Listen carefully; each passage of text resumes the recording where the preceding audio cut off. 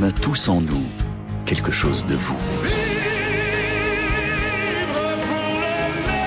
Monsieur Johnny, merci pour tout.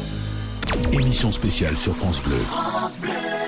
Au témoignage avec Jean-Pierre Boyer. Jean-Pierre Boyer qui est musicien dans le monde du bal du rock rennais. Jean-Pierre Boyer, c'est une figure. Il est à Lyon, il travaille.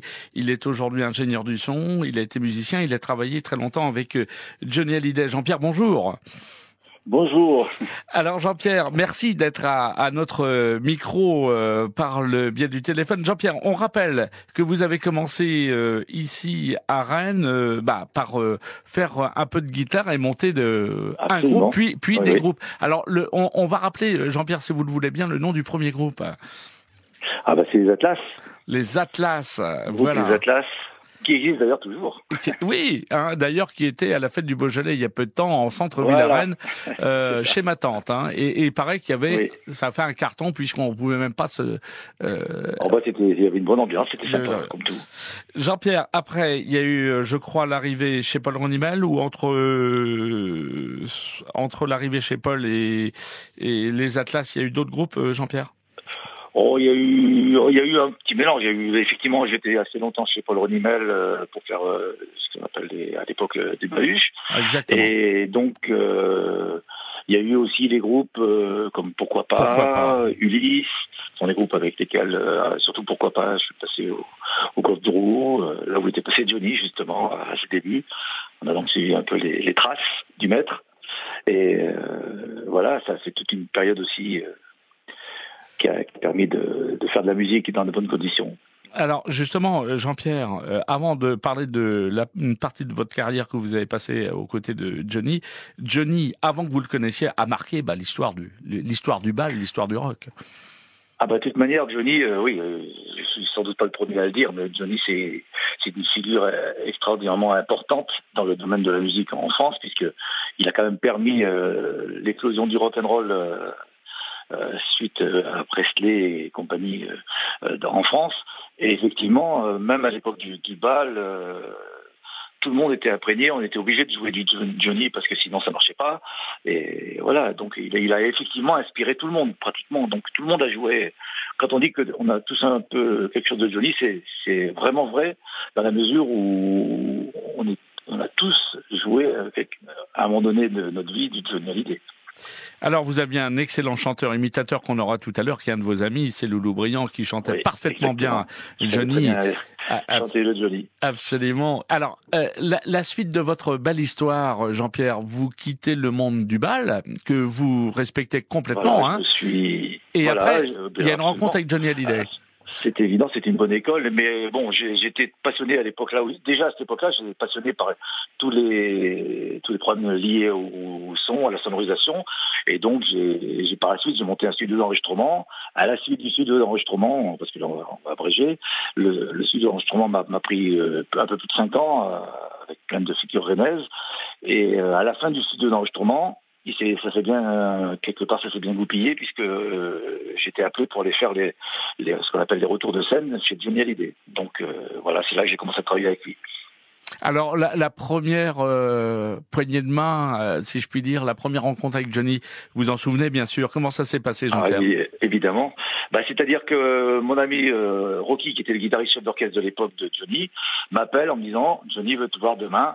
Je me souviens très bien que la veille, j'étais en train de faire un groupe au Transmusical de Rennes et j'ai reçu le message comme quoi ma femme est venue me dire Johnny veut te voir demain. C'était une belle surprise pour moi parce que je m'y attendais absolument pas.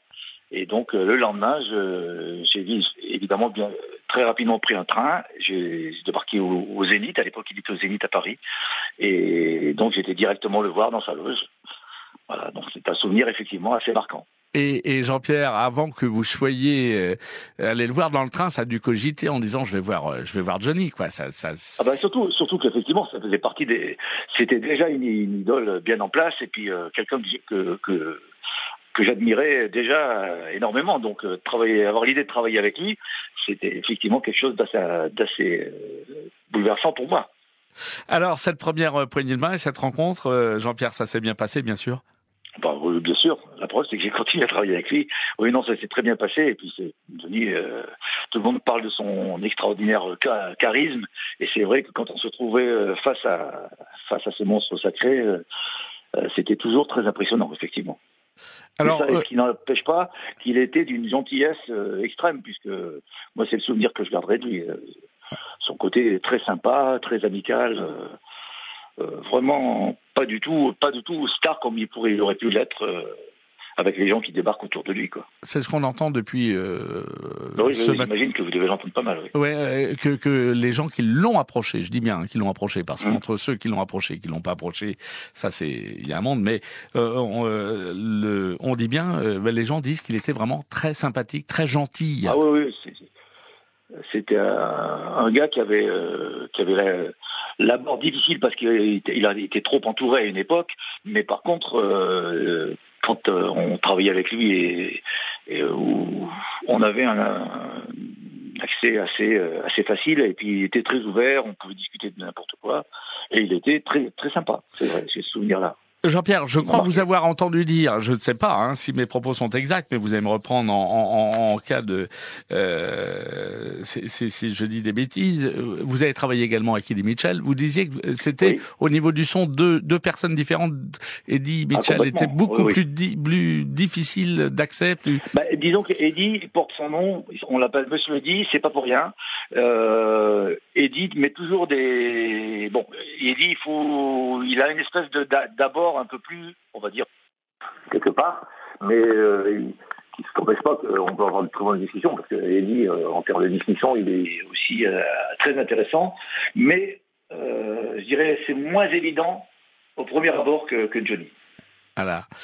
Un des meilleurs souvenirs, et je vous laisse parce que vous êtes en train de travailler le son. Je rappelle que vous êtes ingénieur du son et que vous êtes à Lyon. Là, vous êtes sur quel concert là actuellement, Jean-Pierre? Là, je suis sur une convention. En fait. Et demain, je serai avec Enrico Macias. Avec Enrico, d'accord. Alors, l'un des bons souvenirs avec Hallyday, avec Johnny, Jean-Pierre. Les bons souvenirs, j'en ai un paquet, puisque en fait, j'ai toute la tournée qui a suivi. Les bons souvenirs, c'est quand le midi ou avant le concert, Johnny venait s'asseoir à côté de moi au catering pour discuter un peu, et puis qu'on parlait évidemment de temps en temps un peu. Pas beaucoup technique, parce que c'était pas du tout sa tasse de thé. Par contre, il me parlait souvent, il me demandait des renseignements sur le côté studio, tout ça, parce qu'il savait que j'étais branché dans ce domaine. Et il avait envie, à cette époque-là, il me rappelle, il avait envie d'avoir un studio chez lui, il me demandait si c'était possible ou pas. Enfin, on avait ce genre de discussion assez sympathique. Et puis voilà, tout ça, et puis les souvenirs, c'est surtout le souvenir de la bête de scène, dès qu'il rentrait en scène, c'était carrément quelque chose d'incroyable, quoi.